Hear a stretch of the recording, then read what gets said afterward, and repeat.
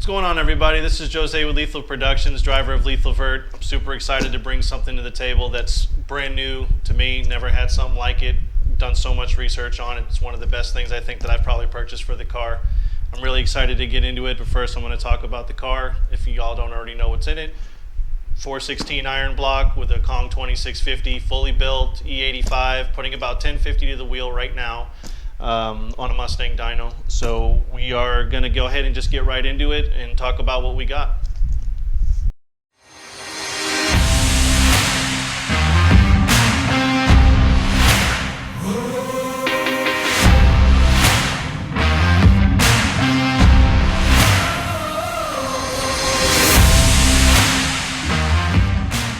Today we're going to be doing an unboxing of it, and it's from our friends over at Force Induction Interchillers. We got a new sponsor on the team, and we're super proud of it. Very, very happy to have this sponsorship by them. Can't wait to go ahead and get this in the car and make it just an incredible addition to the car. Force Induction Interchillers, honestly, one thing I was battling all the time was intake temps, intake air temps. My IAT2s were ridiculous, especially moving to Texas. Anyone who lives in Texas knows there's no such thing as cold during race season, no matter what you do. You can have an ice box, maybe get a little bit out of it for a pass or two, and then you're right back to ground zero with 130 plus intake temps or something like that. For my car, I was rolling probably around between 130, 140, especially on a hot day like today where it's like 90 degrees, high humidity. You'd get a good few minutes off the ice just to get your burnout in. By the time you got down the track, your IATs were going high, it was pulling timing. I was never getting the full potential out of the car anytime I wanted to go racing. So I made the decision to get with Kirk over at Force Induction Interchillers, and honestly I think I made one of the best purchases aside from the engine itself for the car. That's just going to help incredibly with it. Without further ado, we're going to get right into it. I'm just going to open it up. Alright, so right away, just looking at it, I'm loving how they put it all together. It's very neat. Everything looks great. What's really cool about it is they give you a USB drive to kind of tell you exactly how to put everything in. I'm in love with that because I'll put it into the TV here in the garage and have something to watch. First things first, what I see looks like a dope banner. Let's check this out. Oh yes, now we're talking. I love that.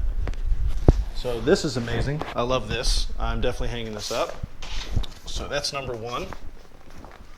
So the reservoir blanket, this is going to help a lot to keep, you know, if you have your under hood stuff, it's going to help keep a lot of your fluid from getting too hot. It's going to keep all the heat away from it, so super excited about that.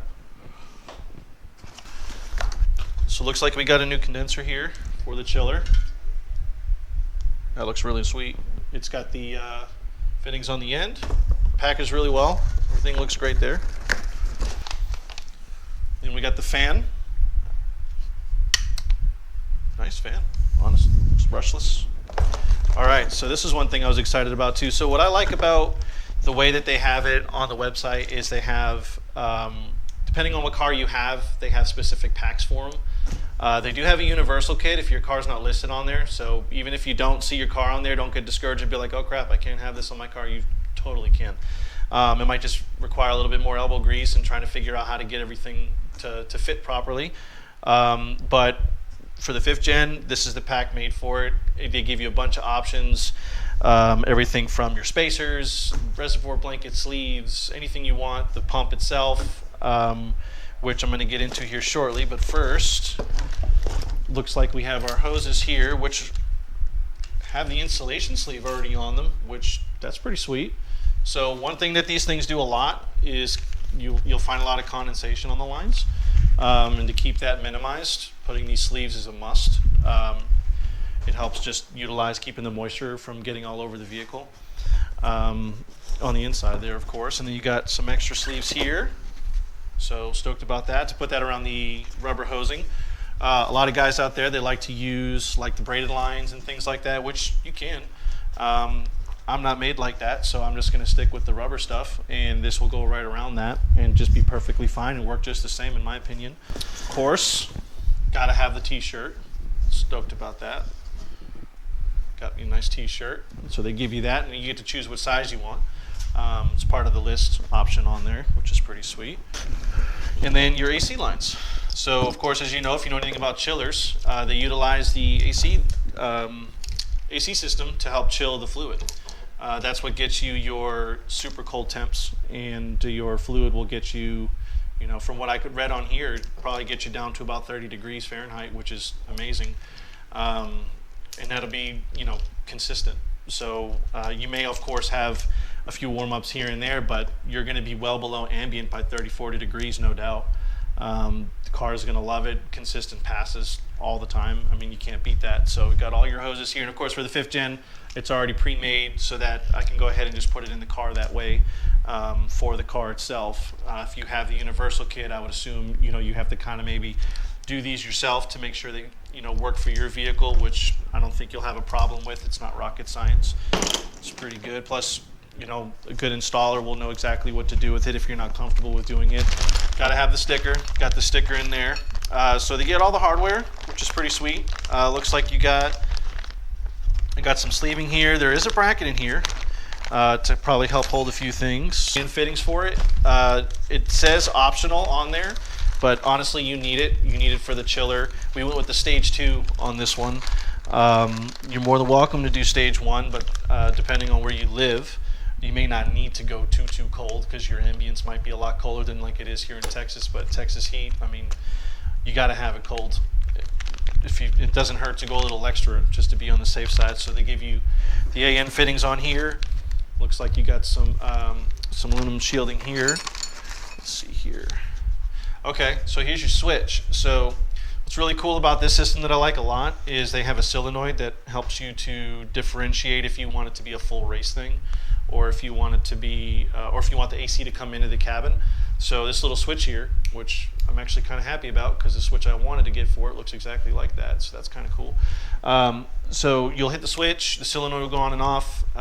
It'll set it for just full race mode where you won't get any AC inside the cabin. It'll all be focused onto the chiller.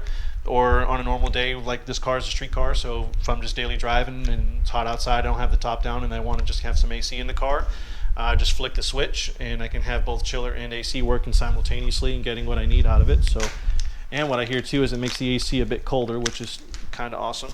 Can't be mad at that. Looks like we got some brackets here to hold everything in place. Some coupling pieces to attach to the hoses. Another AN fitting. So we got all that there, which is pretty sweet. All right, so all the hardware and some rubber conduit, I would assume for wiring and such like that. And you also got some rings here, which is pretty sweet for your gaskets. What we got here. I believe this is the stage 2 piece for it. So you have your chiller, which I'll be pulling out here in a moment. It's just at the bottom here.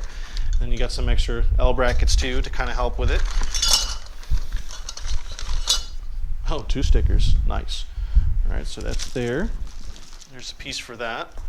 And again, when I saw the box, I'm like, man, there's no way they fit everything in that. And I'll be damned, they fit everything perfect in here. And it's nothing moved. It's well packaged. They took care of making sure everything came in, as gently as possible.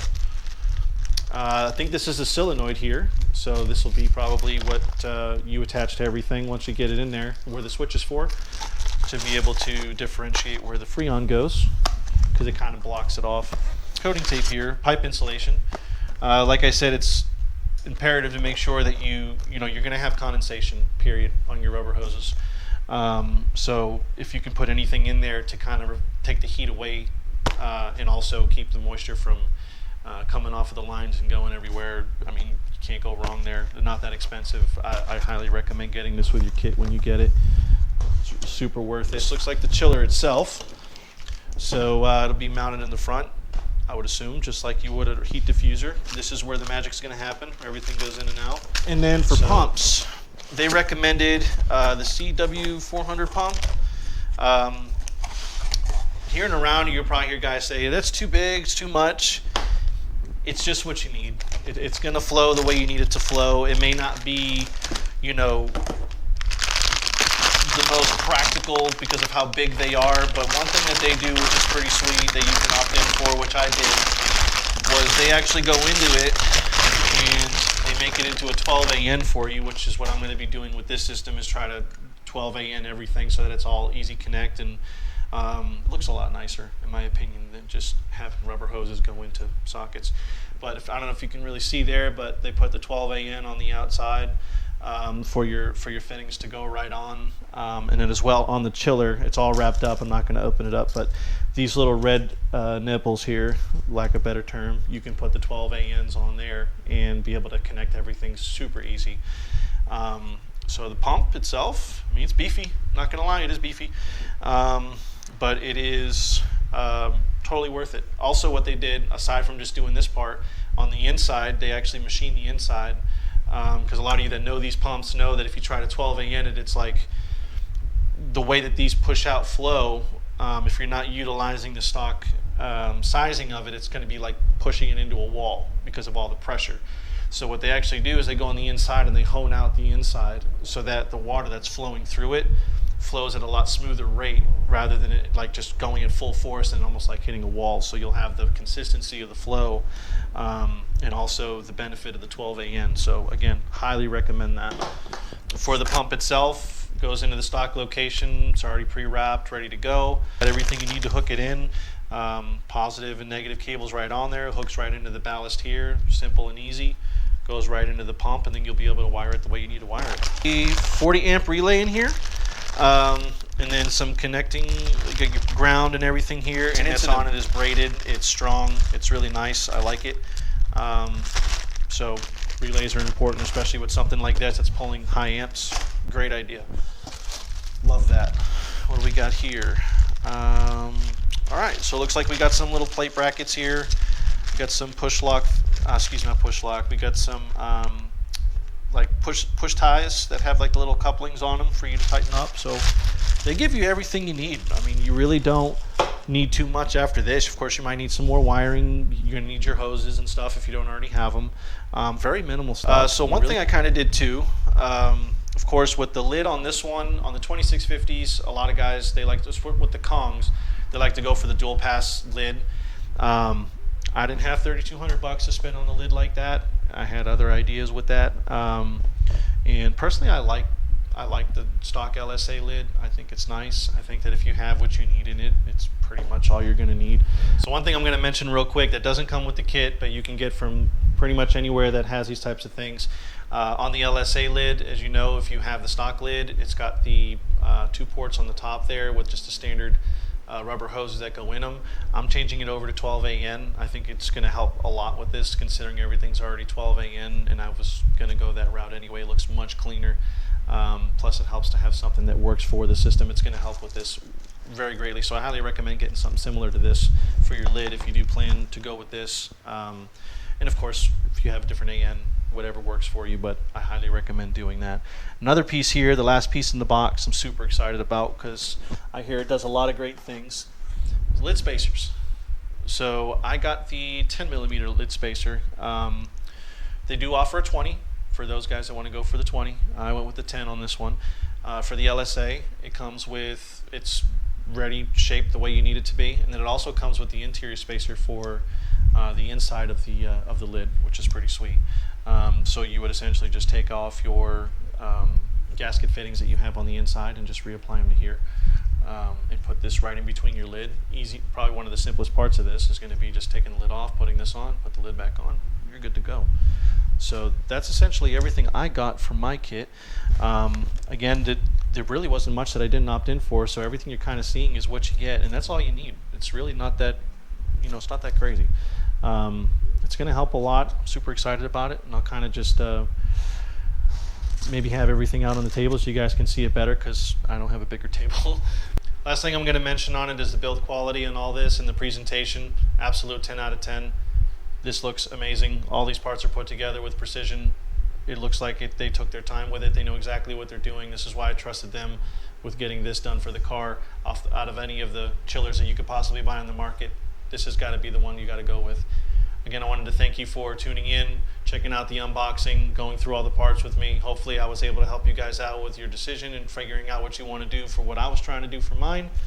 The link will be in the description for Force Induction Interchillers. Just wanted to say thank you to them as well for giving me the opportunity to be able to be a sponsor with them, or to be sponsored by them, and to have their product in the car. I can't wait to have it in there and bring the performance out of it that it deserves.